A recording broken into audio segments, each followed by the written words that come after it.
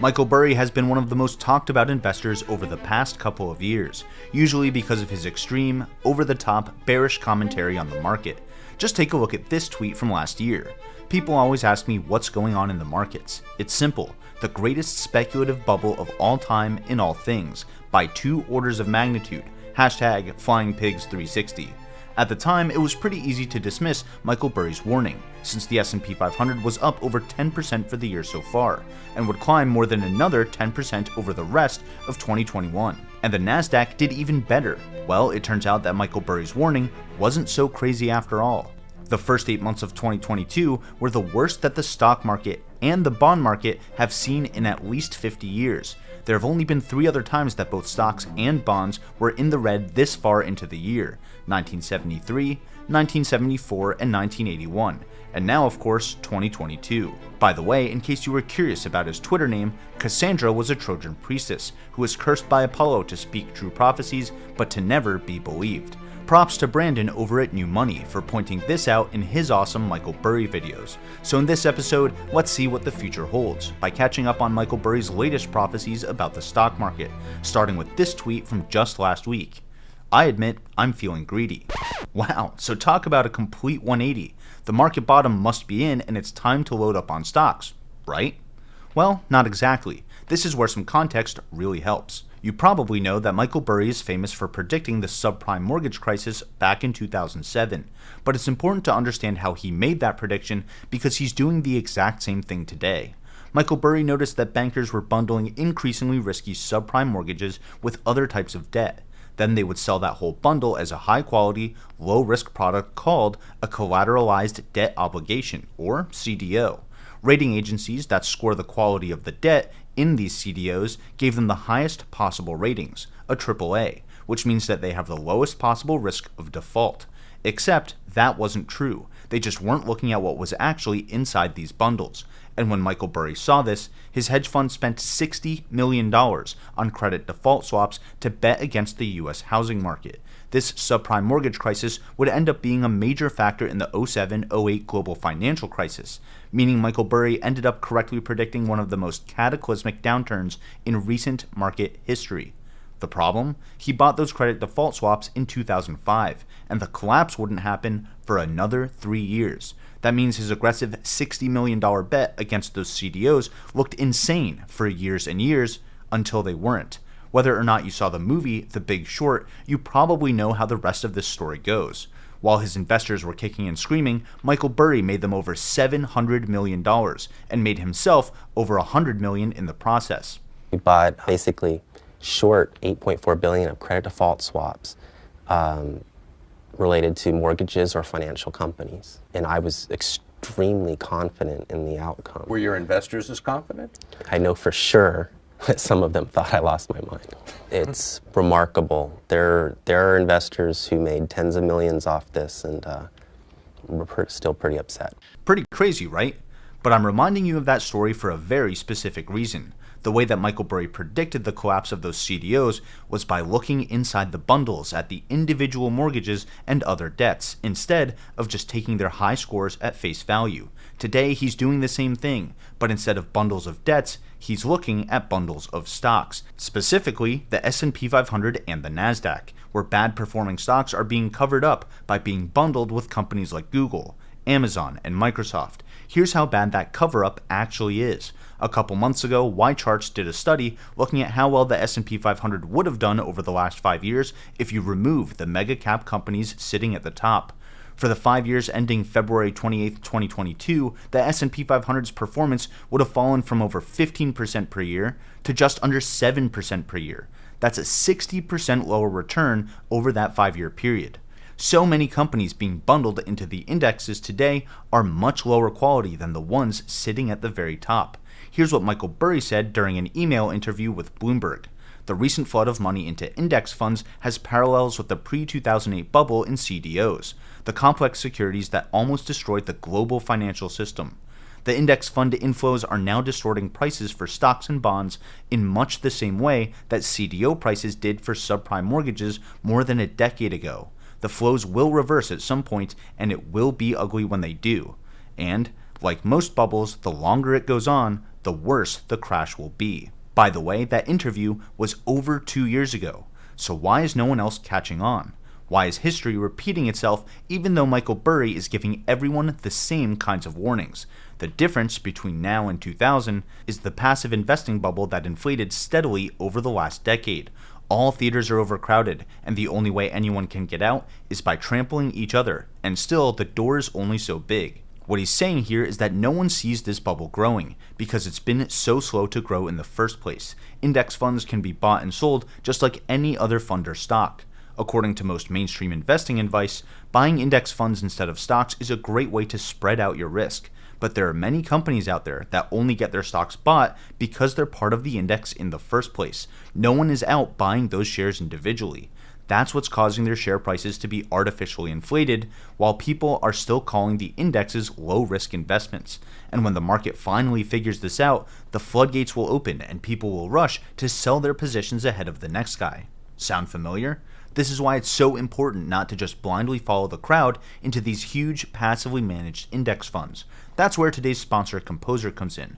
Composer is the premier no-code platform for investing with clear rules and algorithms. You can use Composer to build strategies like buy the dips on Tesla stock, or invest like Warren Buffett. Or you can build your own strategy from scratch using their drag and drop portfolio editor.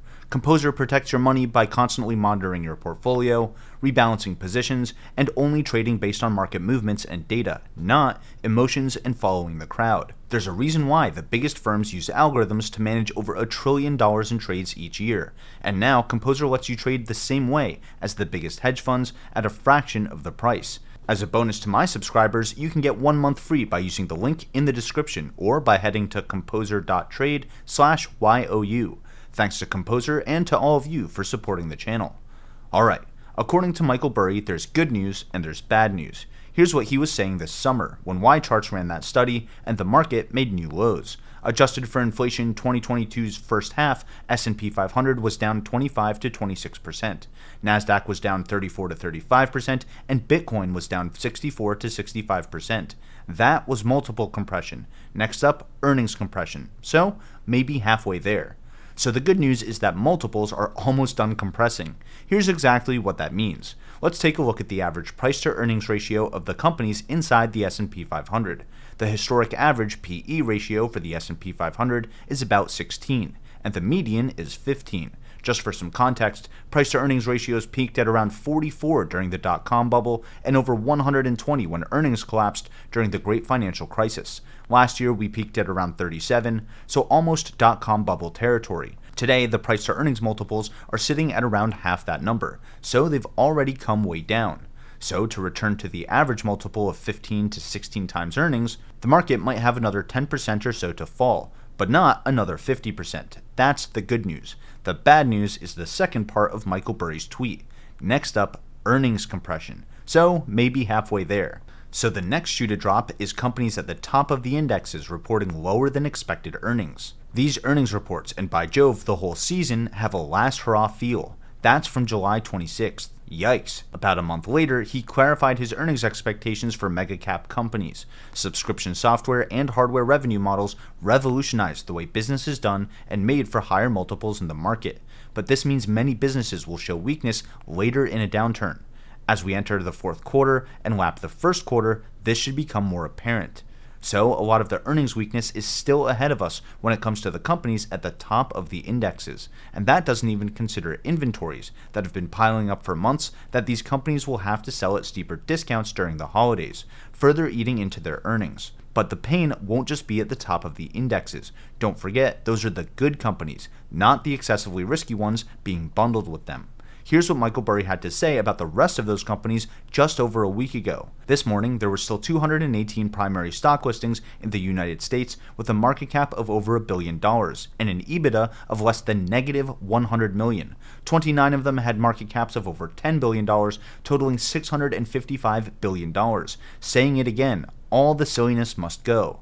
so the companies at the top of the indexes are still overpriced because their earnings will come down more than expected over the next few quarters. Many other companies are still overpriced based on having huge negative earnings in a market that punishes low free cash flows and unhealthy balance sheets. And companies near the bottom of the indexes are only seeing inflows because they're in the indexes in the first place. Now we've come full circle, and we have all the context for the tweets that we started off with. The greatest speculative bubble of all time in all things, from stocks and bonds to crypto and lately real estate.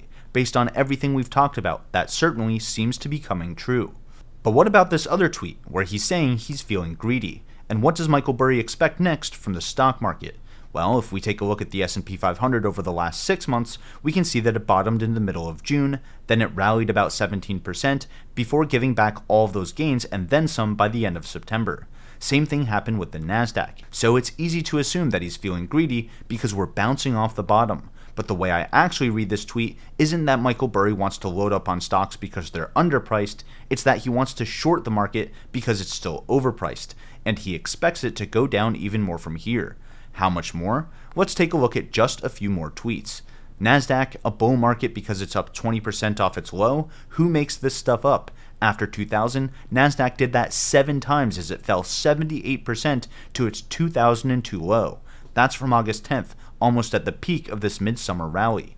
A few days later, he compared these rallies to the ones we saw during the dot-com bubble. The S&P 500 completed a 22% 2-month rally, and the NASDAQ a 43% rally.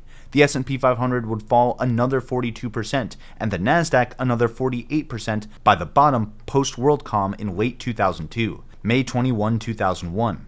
Can't shake that silly pre-Enron, pre-9/11, pre-WorldCom feeling. And just last week, he tweeted this: 13.5% of stocks closed above their 200-day moving average yesterday. Bottom in 2009, 1.2%. Bottom in 2020 was 2.8%. Currently at December 2000 levels. Don't forget that during the Great Financial Crisis, the S&P 500 didn't bottom until March of 2009 after going down another 50%, and that's exactly where Michael Burry thinks it could go from here. The S&P 500 is currently sitting at a little over 3,600 points. In a tweet from earlier this year, Burry said that the market could reach 15% lower than the COVID low, which would be a little over 1,800 points. That's a Shiller PE ratio of 16, or a nominal PE ratio of 9. We're currently at a Shiller PE of 27 and a nominal PE of 18. That's why Michael Burry literally sold every position he was holding by the end of Q2. Google, Meta Platforms, everything. Now he only owns one stock, and it's in a company that operates private prisons. If that's not conviction, I don't know what is. No pun intended. But there is one person who's betting big against Michael Burry, and if you want to see why, check out this episode next. And if you feel I've earned it, consider hitting the like button and subscribing to the channel. That lets me know to put out more research like this. Either way, thanks for watching, and until next time, this is Ticker Symbol U. My name is Alex, reminding you that the best investment you can make is in you.